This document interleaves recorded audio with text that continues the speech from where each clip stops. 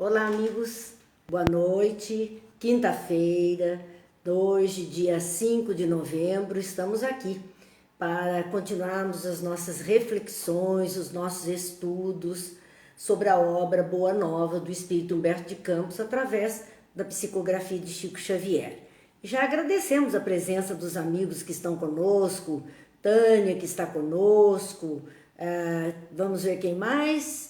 Ana Clara está conosco também, os amigos estão chegando, Terezinha, todos participando com a graça de Deus de um momento tão bom como esse que nós estamos vivendo, de podermos refletir esses ensinos que chegam até nós. Silvia participando conosco também, agradecemos muito. Vamos à nossa prece para depois começarmos as nossas reflexões dessa noite.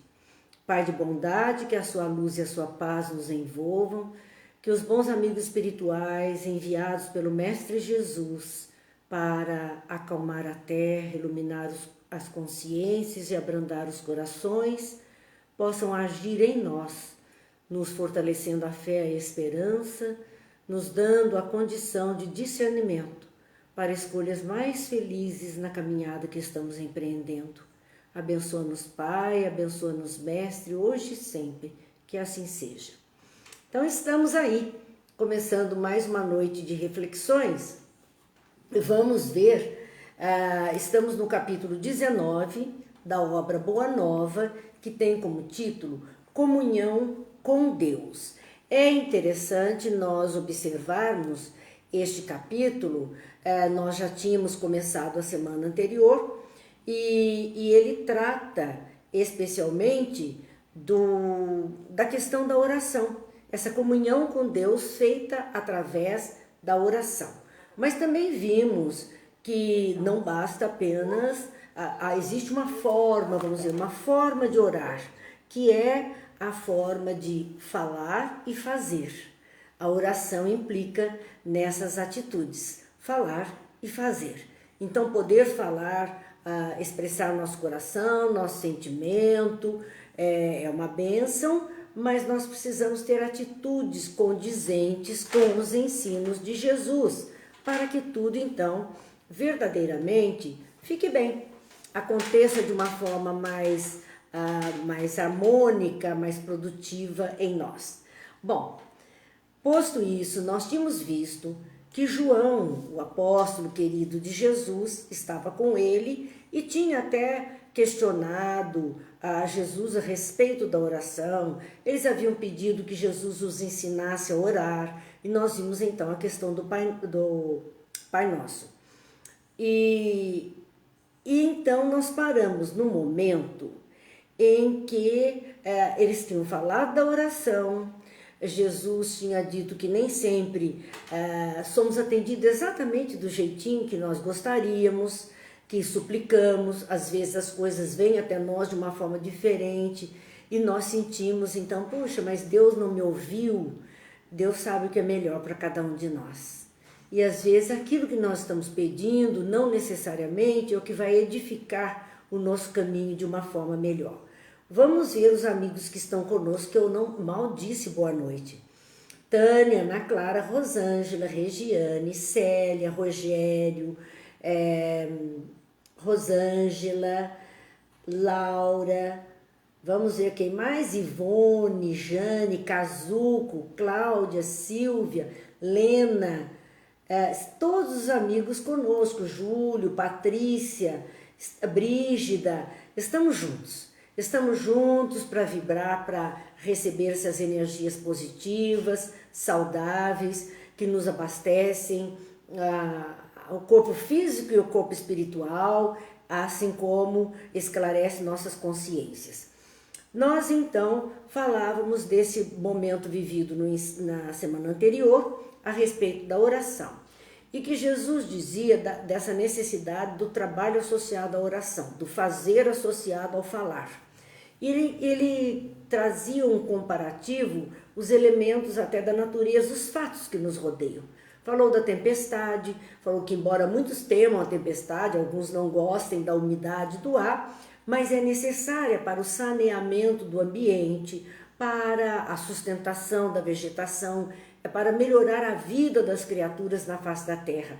E ainda nós vimos que as tempestades, com seus raios, trovões, vendavais, afastam também espíritos inferiores, hordas de espíritos inferiores que estão aqui perambulando no meio das criaturas encarnadas e que temem então o temporal, tanto quanto os encarnados temem também. Assim, ela tem um papel, ela não é à toa. E Jesus dizia da fidelidade da natureza à lei de Deus, que é essa lei de amor em forma de contribuição.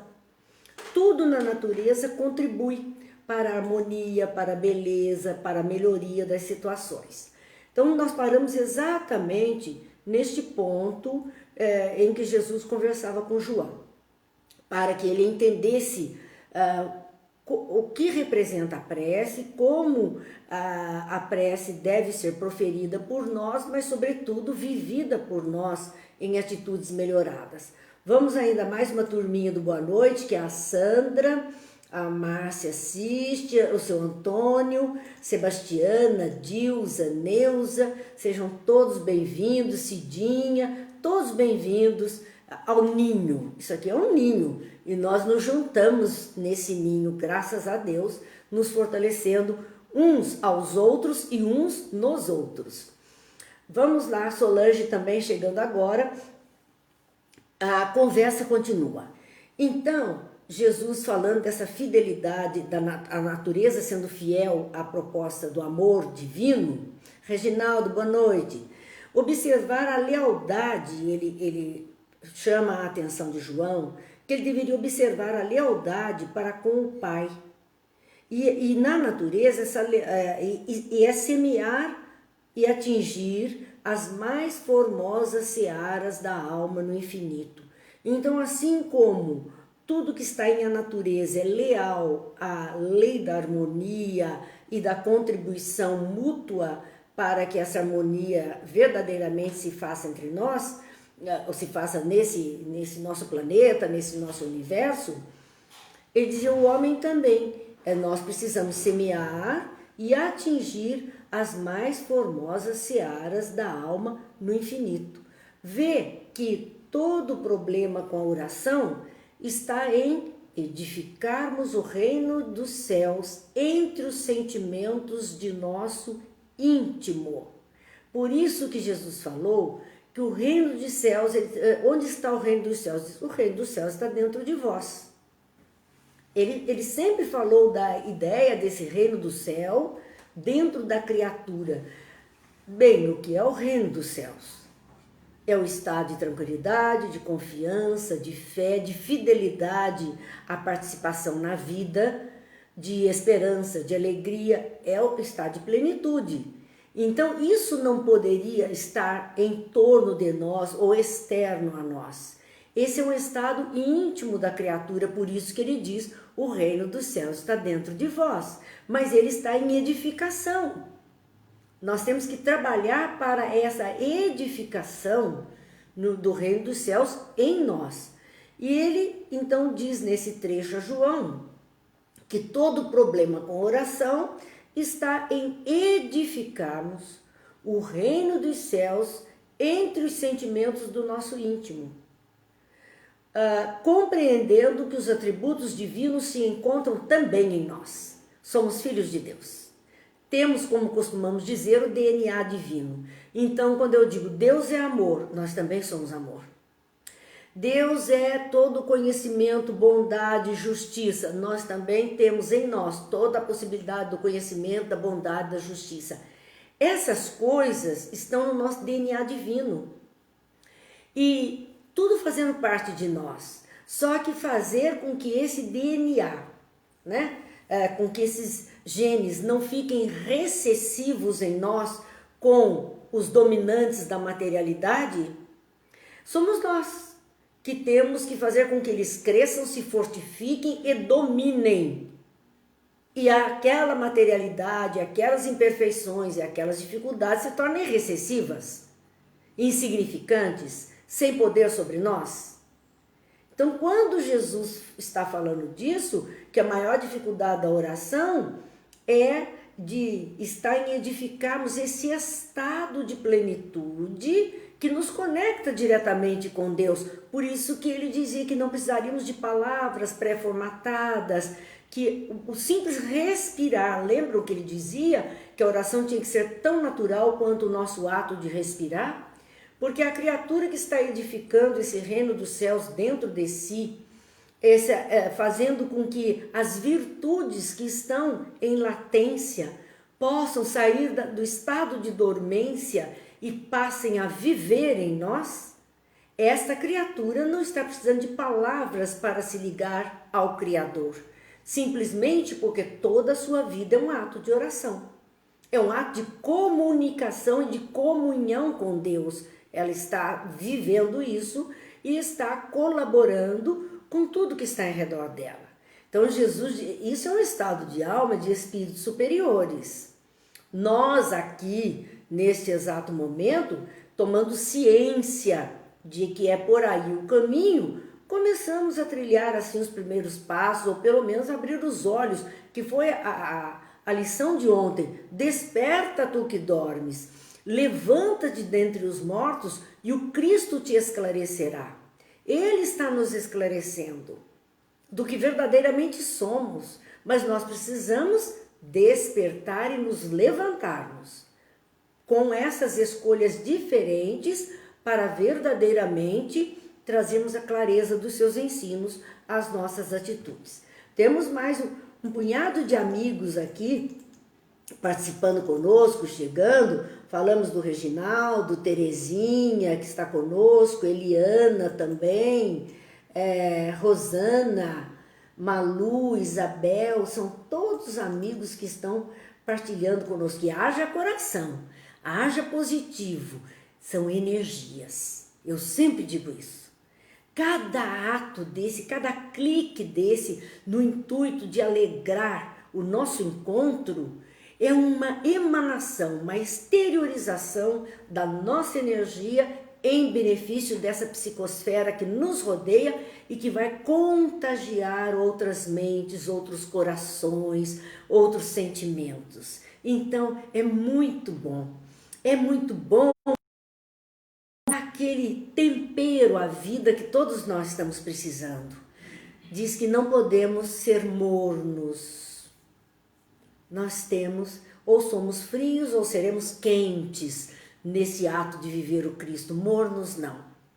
Estar em movimento com tudo isso é estar quente dentro da proposta, levando esse calor humano, esse calor do coração a todas as criaturas. Regiane, Silvia, boa noite, que sejam todos bem-vindos. Silvio, Luísa, são muitos amigos, graças a Deus. Vamos então continuar entendendo essa mensagem de Jesus a respeito da oração e de que estado temos que desenvolver na alma para que a oração seja uma vivência e não apenas uma fala. Que ela verdadeiramente seja o ato do viver, seja a participação então da oração. Boa noite, mais Betinha, Marinês e João. Então, nesse instante, ele diz a Jesus: Mestre, vossas elucidações abrem uma estrada nova para minha alma. Ele começava a ver diferente. Olha o desperta tu que dormes. E ele estava fazendo um movimento de despertar através dos ensinos de Jesus. Contudo, ainda tinha um contudo, ainda tinha algo aí mal resolvido para João. Ele diz: vos peço que me ensineis oportunamente como deverei entender que Deus está igualmente em nós. Agora já não era mais a oração pré-formatada. Se Jesus dizia que nós estamos carregando todos os dons divinos, agora João queria entender como ele poderia entender, sim, que esses dons divinos, que Deus está em cada um de nós. Mas ele foi mais paciente, porque ele diz, eu vos peço que me ensineis oportunamente. Então, por aquele instante, ele tinha tido uma resposta satisfatória. Desperta, agora vem o levanta dentre os mortos, sai do quadro em que se encontra para processar uma outra maneira de viver.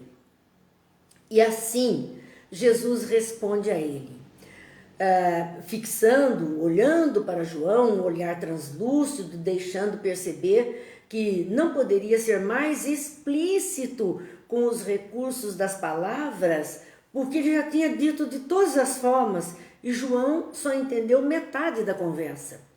João verdadeiramente não tinha entendido todo o teor do ensino de Jesus. E Jesus, naquele instante, olhando para ele, disse, eu não tenho mais argumentos. Imagine, gente, se Jesus, naquele instante, percebe que não tem mais elementos, o maior pedagogo que o mundo conheceu, não tem mais elementos para aquele aluno, mediante a dificuldade que ele apresenta, nós não podemos ter pretensão de alcançar a todas as mentes, de atingir a todos os corações, de nos fazer entender por todas as pessoas. Não podemos ter essa pretensão, nenhum de nós pode ter. Porque Jesus disse, há um tempo, e é verdade, há um tempo para absorver, há que digerir para depois solicitar novamente alguma coisa. Esse tempo é variável. Esse tempo para uns é mais rápido, para outros é mais demorado. Depende de cada um. Então todos nós temos um tempo ideal, ou natural para nós, que nos permite o entendimento das coisas para um novo aprendizado. Então Jesus, olhando a ele, simplesmente disse, porque ele disse, olha, Senhor, então, numa próxima oportunidade, me ensina como é que eu devo entender que Deus está dentro de mim. Jesus olhando, mediante todos os fatos, já tinha falado tanto, eu te prometo que no momento oportuno, essa conversa, ela não terminou ainda, ela vai continuar. É isso mesmo, às vezes temos que dar esse tempo para o próximo passo, para esperar a próxima oportunidade. Nem tudo é respondido na hora exata que nós queremos. Assim, no dia seguinte, eles seguiram das cercanias de Jerusalém para Jericó. Jerusalém é alto, Jericó está embaixo, no deserto, bem distante, deserto bem árido, e eles saíram a pé de Jerusalém para Jericó. Na excursão a pé, ambos se entretinham em admirar as poucas belezas do caminho. Sim, porque é uma região de deserto pedregoso. O deserto de Jericó é pedregoso, com raríssimas vegetações, galhos secos, pouca coisa, é muito árido. Então eles observavam algumas poucas belezas do caminho. É interessante porque a mim particularmente me agrada muito ver o deserto. Pedras, essas montanhas dessa região, especificamente essa região do Oriente Médio. Me agrada a cor da terra, aquele jeito da natureza ser ali. Há pessoas que não gostam, há pessoas que não se agradam, mas somos nós, cada um são as nossas diferenças. E eles se encontravam, mesmo nessas regiões mais inóspitas, encontravam raras belezas, mas encontravam. Porque precisa ter olhos de ver e encontrar a beleza em tudo que Deus coloca na natureza. Assim, eles iam admirando as poucas belezas do caminho. A paisagem era árida e as árvores existentes apresentavam as frontes recurvadas, demonstrando a pobreza da região que lhes incentivava o desenvolvimento. Então, são árvores mais mirradas, árvores recurvadas para a terra, não são aquelas frondosas, espetaculares, não pensemos na floresta amazônica com aquela exuberância. Não, as árvores são mais se pudéssemos usar a palavra num olhar, numa expressão, numa identificação, como sofridas pelas agruras do ambiente. Próximos a uma herdade, quer dizer, uma chácarazinha, um lugarejinho, um local, como o próprio Jericó é um oásis no meio desse deserto, próximos então a uma herdade, encontraram um rude lavrador cavando grande poço à beira do caminho. Então lá, no meio do deserto, sozinho, estava um homem rude. Um homem do deserto é um homem rude. De regiões inóspitas, difíceis. São pessoas que precisam de muita força para estar ali. E este homem, então, à beira do caminho, cavava um poço. Jesus parou ali com o discípulo, olhando aquela cena, mas ele fez isso a pretexto de dizer que precisava descansar um pouquinho. Foi proposital. Parou próximo àquele trabalho que estava sendo realizado, dizendo, olha, vamos descansar um pouquinho. Parou ali para um breve descanso e revelando então o interesse que aquele esforço lhe despertava, perguntou ao trabalhador. Então Jesus vai dialogar com o homem que estava furando um poço no deserto à beira do caminho. Não é uma tarefa fácil. Não é. Ele vai perguntar, amigo, que fazes? E o homem respondeu a ele, busco a água que nos falta.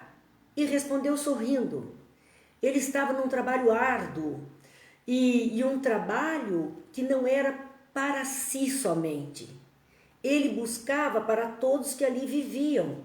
Então ele disse, busco a água que nos falta. Sorrindo na esperança e na certeza, sim, de que iria encontrar essa água que viria acudir à necessidade de todas as criaturas que ali se encontravam. Fossem os seres humanos, fossem seus animais, seus vegetais, enfim, todos os seres que necessitam da água.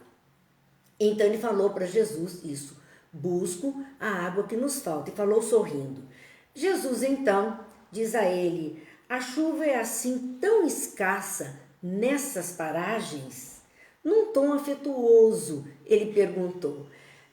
Parece assim, uma conversa ligeira, boba, sem sentido, até se pensarmos que Jesus era da Galileia, era da região diferente de Jerusalém, estava mais próximo de Jericó, será que ele não sabia que era tão árido essa região? Precisava perguntar para o homem se a chuva era escassa? E nós hoje sabemos que a chuva na região verdadeiramente é escassa. Então ele perguntou àquele homem, a chuva é assim tão escassa nessas paragens que quer dizer que você precisa cavar um poço para encontrar a água do subsolo. Não dá para fazer um cavado onde a chuva vai se depositar, né? Fazer um açude esperando a água da chuva. Talvez isso que ele dissesse seria mais fácil. E o homem, sim, nas proximidades de Jericó, ultimamente as chuvas vêm se tornando uma verdadeira graça de Deus, porque era tão escassa que quando chovia era uma bênção. Nos lembra o nosso interior do Nordeste antes desses muitos poços que agora estão cavados por lá e que eles dão graças a Deus de ver tanta água do subsolo. Mas era assim, terra árida, que eles rezavam para que houvesse uma pancada de chuva e pudesse semear logo em seguida. Então Jesus dirige a João naquele instante, diante da cena daquele homem num esforço, nós poderíamos chamar de sobre-humano, para encontrar água sozinho, cavando, a beneficiar tantas pessoas. E Jesus diz a João, este quadro da natureza, de pouca chuva, da chuva ser uma bênção e do homem ir buscar nas profundezas da terra a água que ficou armazenada, esse quadro da natureza é bastante singelo. Porém, é na simplicidade que encontramos os símbolos mais puros. Um homem cavando um poço, um quadro singelo. Mas Ele diz, é na simplicidade que nós encontramos os símbolos mais puros. E é verdade, porque as coisas quando são muito cheias de enfeite e de coisas, distraem a nossa atenção. Nós verdadeiramente não nos prendemos a um primeiro, ao mais importante.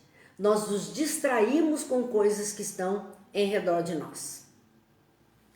Quando a coisa é mais simples, poucos adereços, poucas confusões no entorno, nosso olhar é direto no que interessa. O terreno ficou limpo, a gente vai ver exatamente o que interessa e vai tirar dali a lição.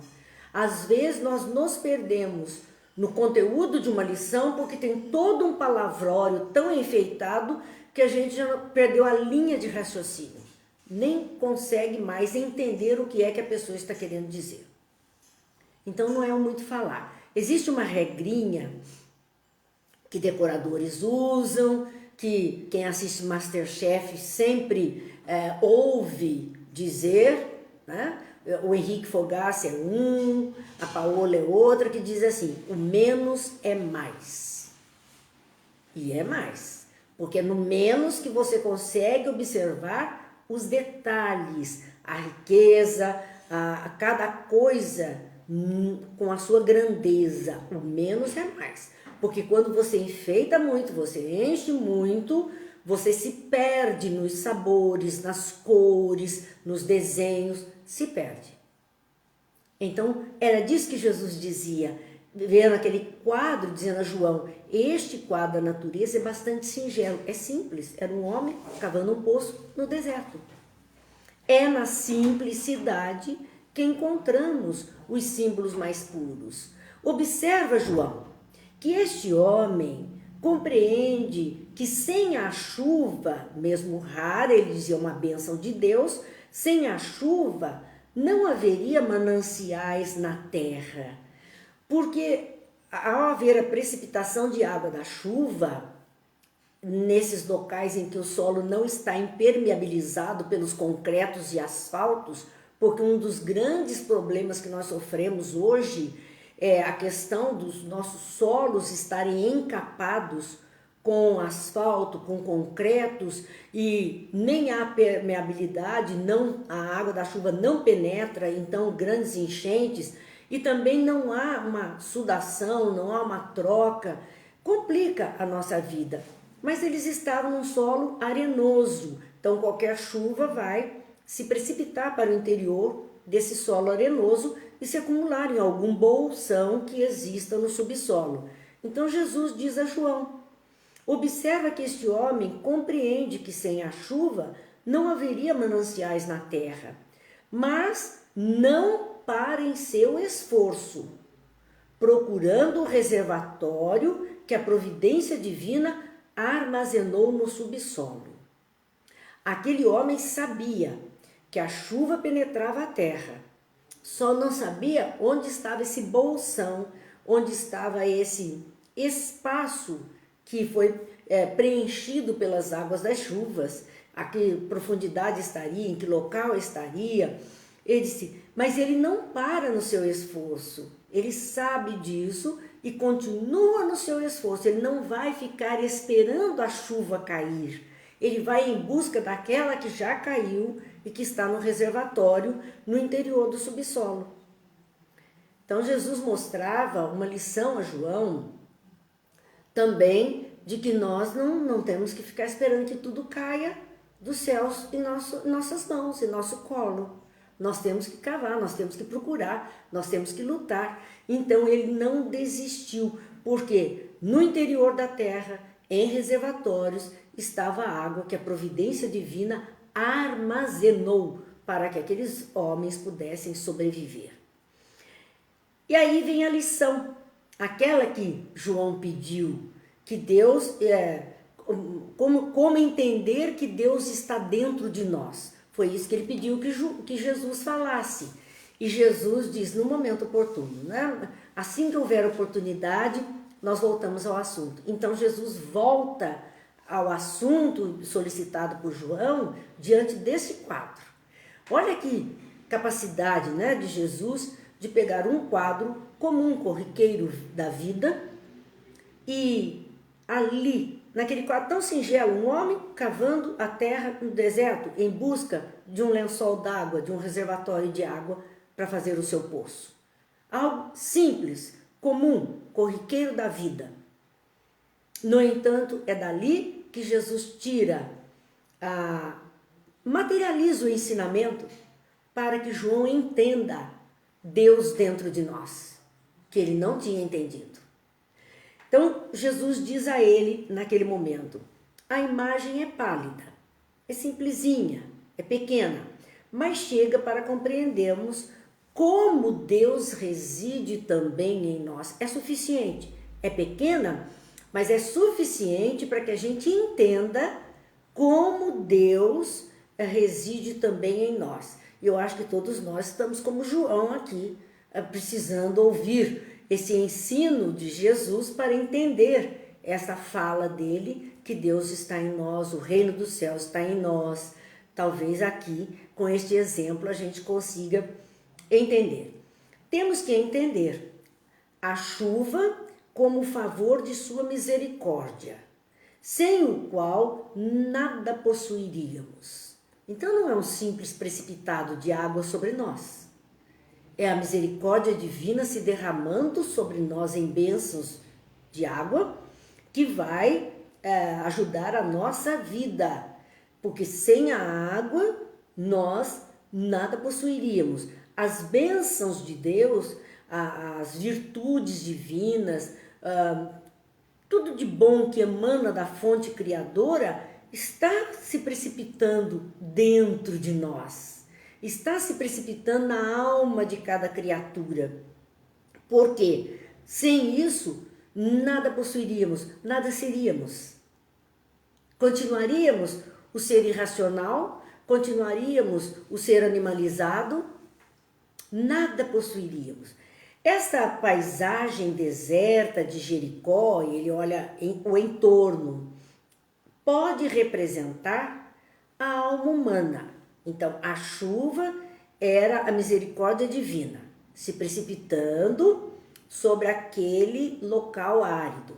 O local árido, diz Jesus, representa a alma humana, vazia de sentimentos santificadores. Era deserto, era pedra, dureza, espinhos, agrura. Assim somos nós. As almas aqui encarnadas, muitas, tão endurecidas, tão petrificadas nos instintos, na maldade, são os solos áridos. E é disso que Jesus está dizendo. Observe, este deserto representa a alma humana, vazia de sentimentos santificadores. Vamos nos lembrar que a referência a homens santos era a mesma referência que o Evangelho segundo o Espiritismo traz no capítulo que fala o homem de bem. Era o desenvolvimento das virtudes. Esses são os sentimentos santificadores. Então, ele dizia ali, o trabalhador, aquele homem que está cavando o poço em busca dessas bênçãos, o trabalhador é igual ao cristão ativo. Cristão ativo. Porque existe o cristão inativo. Quantas vezes a pessoa diz, não, eu sou cristã, ou eu sou dessa ou daquela região, mas não sou praticante. Então é o inativo. Ele não é praticante dos ensinos. Se ele não está usando daqueles conhecimentos para se tornar melhor, para fazer coisa melhor em torno de si, ele é o cristão inativo. Mas Jesus dizia que aquele homem representava, era igual ao cristão ativo, cavando junto dos caminhos áridos. Quem são os caminhos áridos? As almas humanas vazias de sentimentos santificadores. Aquele homem é o cristão que luta no meio de uma humanidade rude e difícil, no meio de almas duras, e essas almas duras, quando a gente fala assim, parece que estão tão distantes de nós. Não. Os núcleos familiares têm as almas duras e as almas mais leves, mais macias. Essas almas mais leves, mais macias, mais maduras, é que, sendo cristã, deveria ser o cristão ativo dentro do lar, no núcleo familiar, para ajudar as almas mais endurecidas, os solos áridos, os solos mais difíceis. Então ele diz, o trabalhador é igual ao cristão ativo, cavando junto dos caminhos áridos, muitas vezes com sacrifícios, suor e lágrimas, para encontrar a luz divina em seu coração. Ele vai cavando naquele meio, buscando alguma coisa melhor para todas aquelas criaturas, para aquela que é árida, para que ela seja regada com a misericórdia divina, regada, mesmo a custo de suor e lágrimas. É trabalho, é suor, é lágrima, mas nós pedimos para vir juntos. Nós pedimos, e nós conscientes estamos aí. Se queremos ser cristãos ativos, comecemos a cavar os poços que estão mais próximos de nós. E Jesus então fala da água. Veja, ele falou da chuva, que era misericórdia divina, a paisagem deserta, que eram as almas humanas vazias de sentimentos mais nobres. O trabalhador é o cristão ativo, cavando esses caminhos mais árduos, quer dizer, trabalhando, cavando é trabalhando essas almas mais difíceis, mesmo à custa de suor e lágrimas, para encontrar a luz divina em seu coração. Para buscar naquela criatura difícil, fazer com que essa luz divina venha à tona. E a água é a essência de Deus que tanto está nos céus como na terra. A água da chuva veio dos céus, das nuvens, e precipitou-se sobre a terra. Então ele diz, a essência divina também está nos céus, também está no espaço, mas tanto quanto desce e se precipita dentro de nós, para os reservatórios que temos no coração, nos sentimentos. Então, Jesus usou tudo aquilo para mostrar a João o que era Deus em nós, reino dos céus em nós. Eram essas riquezas que ele via. João ficou encantado. João agora entendeu.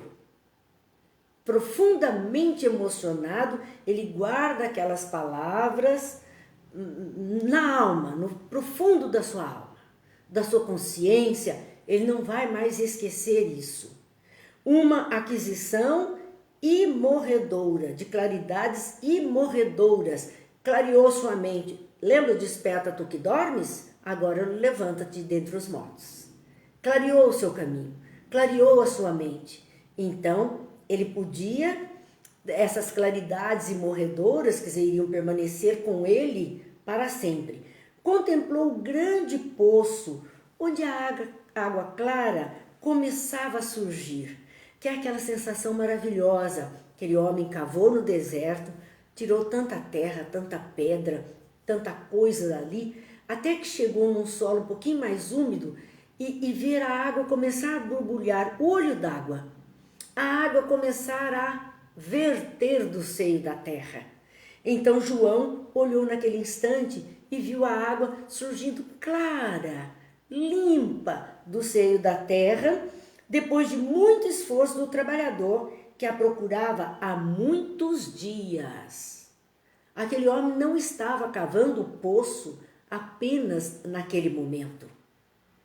Ele vinha cavando todo dia um tanto, tirando a terra, tirando a pedra, limpando o local, Quando, na minha infância, nós tínhamos cacimba, aqui em Taubaté era muito comum, muitos de nós conhecem cacimba de perto, sabe o que é isso, um poço d'água. E era assim, não se conseguia fazer um poço d'água num dia. Iam cavando, iam tirando, até começar aquele solo mais úmido a surgir, tirar o barro, enfim, surgir a água limpa. É um trabalho de dias, Os solos áridos dos corações, de sentimentos duros e difíceis, tem que ser trabalhado todo dia. Todo dia, até que comece a verter essa água viva do amor que existe em cada um. Então, não desistamos. Porque é a tarefa do cristão, trabalhar sobre isso. Então, havia um esforço muito grande de trabalho a que ele estava executando há muitos dias. Teve a nítida compreensão do que constituía, agora sim, a necessidade da comunhão com Deus. Era essa busca, era esse querer encontrar a água limpa. Dá trabalho, mas é gratificante quando a resposta vem. É gratificante quando surge o que estava sendo procurado. E aí nós vamos ver ainda as reflexões de João, que vão terminando o capítulo, encerrando esse capítulo 19, com júbilo no coração, tomou as mãos do Messias e as beijou, com a alegria do seu espírito alvoroçado, confortado, como alguém que vencera grande combate íntimo, sentiu que finalmente compreendera. Custou, mas ele entendeu o que era a fala de Jesus dessa comunhão com Deus. Então, essa comunhão é a hora em que, cavando em nós mesmos, ajudando a cavar os outros poços em terrenos áridos que partilham conosco da caminhada, a água divina, as bênçãos divinas, aquilo que foi derramado sobre nós como filhos de Deus começa a verter. Agora João entendeu o que é Deus dentro de nós. É quando as nossas virtudes, aquelas que atribuímos a Deus, Deus é amor, quando o amor estiver em nós. Deus é justiça, quando a justiça for vigente em nós, independente de leis. Mas o que é justo, o que é certo, o que é correto, está em nós, no nosso comportamento diário. Quando essa justiça, Deus é bondade, é generosidade, é caridade, quando isso estiver em nós. É sinal que aí temos Deus habitando em nós com tal intensidade que sai, que atinge outros, que envolve outras criaturas. A Patrícia coloca, é difícil crescer, evolução é dolorida, porque deixamos de ser uma criança mimada para realmente tomar o controle da vida. Patrícia, você já ouviu falar em dor do crescimento? Quando as crianças, agora estou falando no sentido biológico ou fisiológico, das estruturas anatômicas do ser, há uma fase, quando se está passando da infância para a puberdade e adolescência, onde a criança espicha de repente. E esse espichar para depois adquirir o corpo adulto, tem algo que a medicina classifica como dor do crescimento. Muitas crianças têm dor do crescimento, mas é a dor natural dessa evolução e maturidade. Por que é que a gente acha que ia ser diferente no crescimento da alma? Não é difícil crescer. É preciso, sobretudo, querer crescer. Sair da infantilidade de espíritos para espíritos maduros, conscientes das responsabilidades da vida, conscientes das tarefas, conscientes do papel. Mas nós temos que querer, por isso a fala de ontem, desperta tu que dormes, levanta-te dentre os mortos, o Cristo te esclarecerá para que você caminhe. Uma coisa, perceberam como a nossa semana, ela vai engatilhando, e não foi o que a mãe de André Luiz, lá na segunda-feira, falou para ele? Chega de chorar, chega de ser mimado e querer colo, vamos dar continuidade à caminhada? Foi isso que nós vimos. Foi isso que nós vimos. O que nos protege nas evocações de espíritos mais grosseiros, que foi a nossa questão estudada na terça-feira, as nossas atitudes diferentes, a nossa maturidade, o nosso centro moral desenvolvido. Então, em todas as nossas reflexões dessa semana, o chamado é o mesmo. Cresce, acorda, assume a vida, deixe de ser criança, trata de ter conhecimento para fazer diferente, autoconhecimento, autotransformação e autoamor. É isso que nós estamos vendo. E é disso que Jesus falava então com João, e João entendeu. Graças a Deus, e tomara que também nós tenhamos entendido um pouquinho para começar a fazer diferente. Sabe, quando Jesus diz, reconcilia com o teu inimigo enquanto estás a caminho para que ele não te apresente ao juiz, não é, nós pensamos normalmente de inimigo aquele que não gosta de mim, o que eu briguei, o que eu discuti, que eu não me simpatizo, pensa diferente, age diferente, mas não é só esse tipo de inimizade. O inimigo que pode nos prejudicar é o inimigo que está dentro de nós. Não é o amigo da nossa maturidade. Então são as coisas que nós colocamos aqui dentro que nos impedem, que nos tornam esses terrenos áridos. E nos impede pela preguiça de cavar tudo isso, retirando e jogando fora o que não serve para verter a água divina que está em nós. Então Jesus dizer, fazei brilhar a vossa luz, vós sois deuses. É um trabalho particular de cavar, de livrarmos-nos da aridez, para então termos a qualidade de terrenos férteis, verdejantes. É interessante se voltarmos à questão geográfica dessa área de Jericó hoje. A época de Jesus era isso mesmo, e até bem pouco tempo, Jericó era assim mesmo. Calor muito grande, uma área muito árida.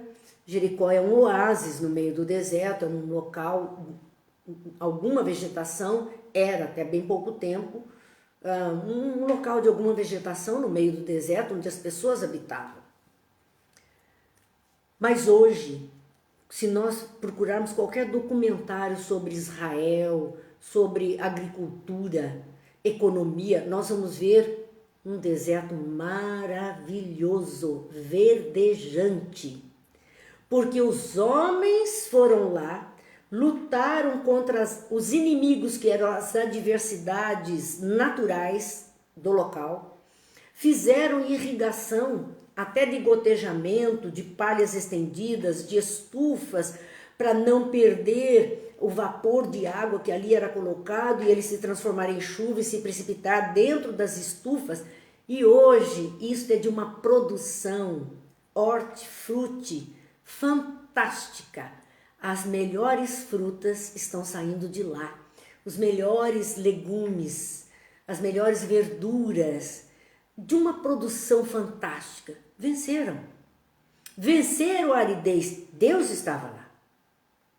A bênção divina da água estava lá, mas foi preciso muito trabalho e com a utilização da ciência para que isto fosse hoje, resultasse nessas maravilhas que nós estamos vendo sobre a produção agrícola em Israel. Exemplo para o mundo. Para o mundo, implica em muito trabalho, muita ciência, muita dedicação. Então pensemos em nós, como os terrenos áridos, os terrenos comprometidos, difíceis. Mas pensemos em nós, que com luta, com trabalho, com dedicação e o conhecimento da ciência do espírito, da ciência da alma que temos adquirido dos ensinos de Jesus, nós podemos nos tornar solos verdejantes, produtivos para todas as criaturas que de nós se aproximarem. Ninguém mais vai passar fome espiritual, fome de sentimento perto de nós, porque teremos sempre algo a oferecer, algo a alimentar aquela alma, a dessedentar aquele coração. É para pensar. Era isso que Jesus queria que João pensasse. Acredito eu, porque como eu digo para vocês, sempre todos devemos ler estas obras que aqui estudamos. Porque há alguns pontos nos tocam, chamam nossa atenção e nós então nos fartamos ali naqueles ensinos. Talvez outros companheiros percebam outros pontos, outras lições, outras reflexões que vão abastecer o seu coração e a sua consciência. E nessa troca que podemos fazer desses conhecimentos, desses pontos de vista que nos estão fazendo bem, nós vamos nos alimentando mutuamente e vamos aproveitando ao máximo tudo que nos chega. Bem, vamos continuar, porque dá para a gente iniciar pelo menos o capítulo 20.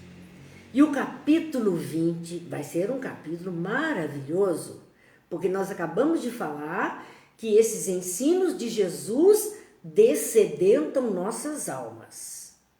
E este capítulo 20 tem como título Maria de Magdala. Então nós vamos ver uma alma ressequida do amor que precisa se descedentar num amor especial, que é Maria de Magdala. Uma das personagens do Evangelho muito pesquisada, muito estudada e grande colaboradora do Cristo na tarefa da implantação do cristianismo. Então vamos pensar um pouquinho primeiro a respeito de Maria de Magdala.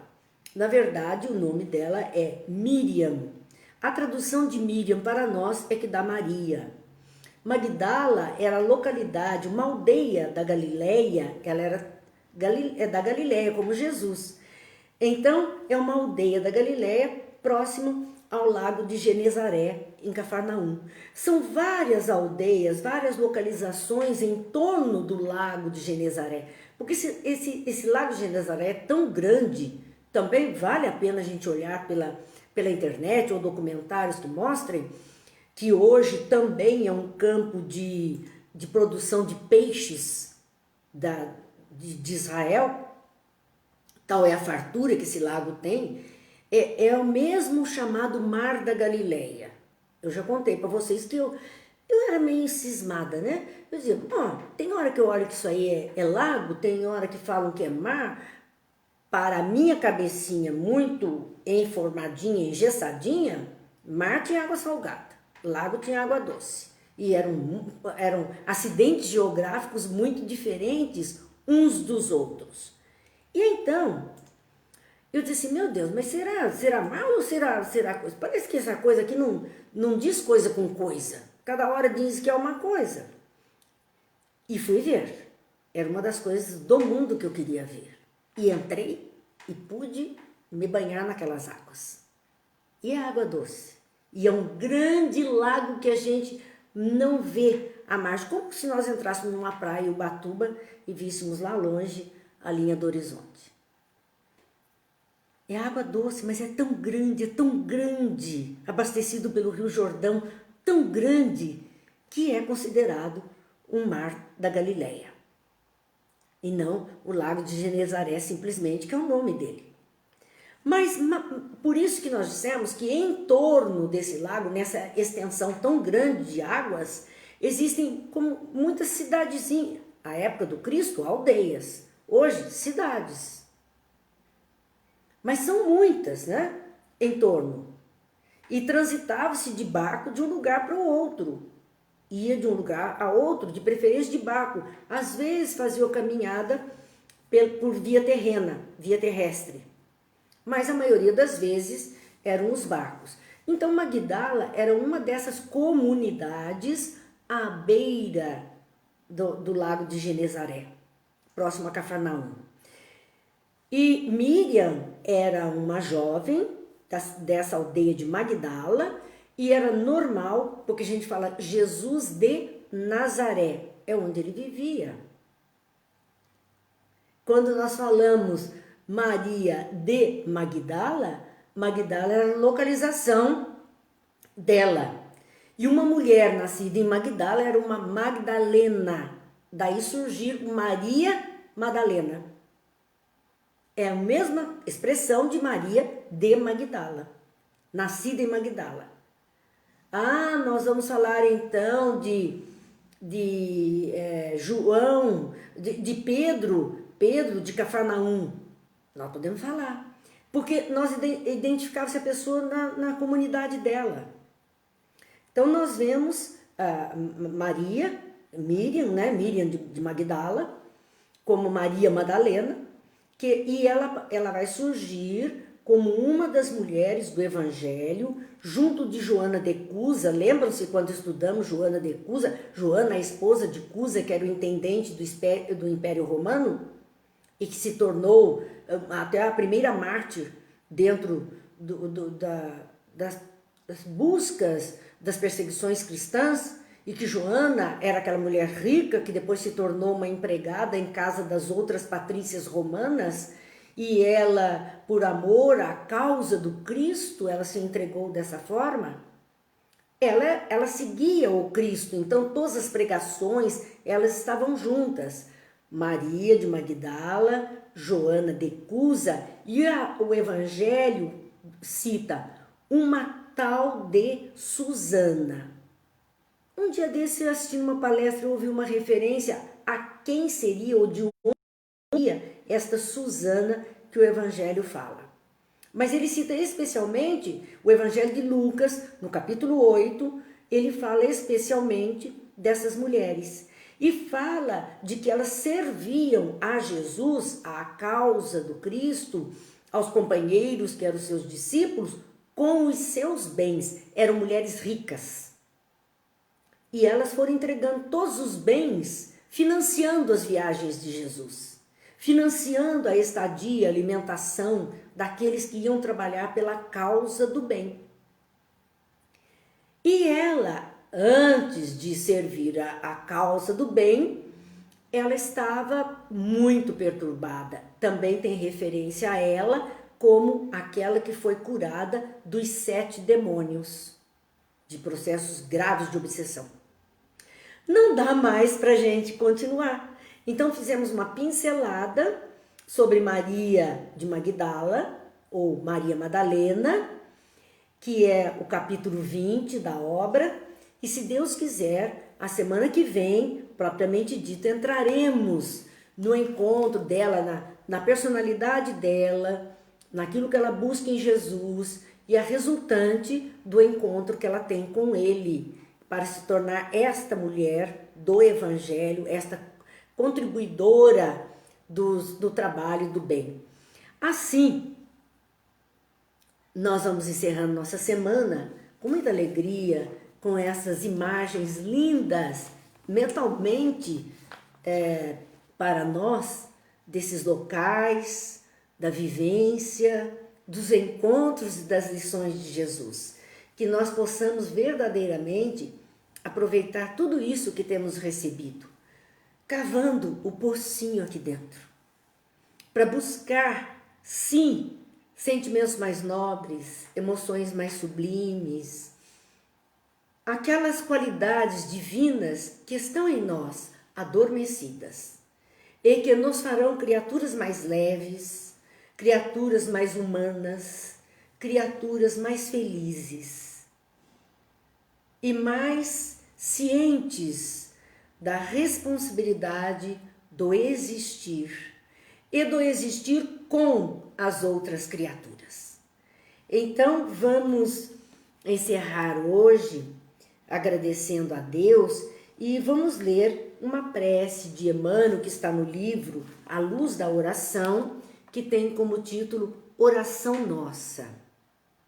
E diz assim: Senhor, ensina-nos a orar sem esquecer o trabalho, a dar sem olhar a quem, a servir sem perguntar até quando, a sofrer sem magoar seja quem for, a progredir sem perder a simplicidade, a semear o bem sem pensar nos resultados, a desculpar sem condições, a marchar para a frente sem contar os obstáculos, a ver sem malícia, a escutar sem corromper os assuntos, a falar sem ferir, a compreender o próximo sem exigir entendimento, a respeitar os semelhantes sem reclamar consideração, a dar o melhor de nós ante a execução do próprio dever, sem cobrar taxas de reconhecimento. Senhor, fortalece em nós a paciência para com as dificuldades dos outros, assim como precisamos da paciência dos outros para com as nossas dificuldades. Ajuda-nos, sobretudo, a reconhecer que a nossa felicidade mais alta será invariavelmente aquela de cumprir-te os desígnios onde e como queiras, hoje, agora e sempre. Que Deus nos abençoe. Que o nosso final de semana seja de paz, de proteção, de harmonia, de luz, de fé, de esperança. Que Deus ilumine os lares, abençoe as famílias, una os corações, desperte as consciências, para que assim tenhamos verdadeiramente um mundo feliz. E que todos esses coraçõezinhos, esses likes, sejam energias de esperança, de luz, de paz, de força àqueles que mais necessitam. Deus abençoe e até segunda-feira, se Deus quiser, quando estaremos aqui, se assim Ele nos permitir, às 20 horas. Muita paz, muita alegria e muita luz para todos.